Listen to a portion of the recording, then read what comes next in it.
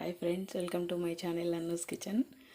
ఈరోజు night dinner వచ్చేసి Thursday dinner వచ్చేసి జొన్నలు సద్దలు ఒక్కొక్క కిలో వేసి ఆడించాను. నైట్ డిన్నర్ కోసం చేస్తున్నాను. సద్ద రొట్టి,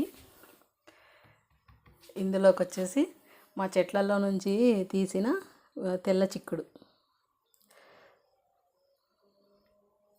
చిక్కుడు ఫ్రై చేశాను.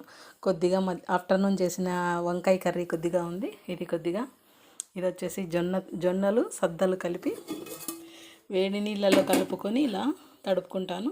మన చపాతీ కర్రతో తిక్కడము. నాకైతే చేత్తో రాదు, కానీ ఇలా చపాతీ కర్రతో తిక్కేసుకుంటాను.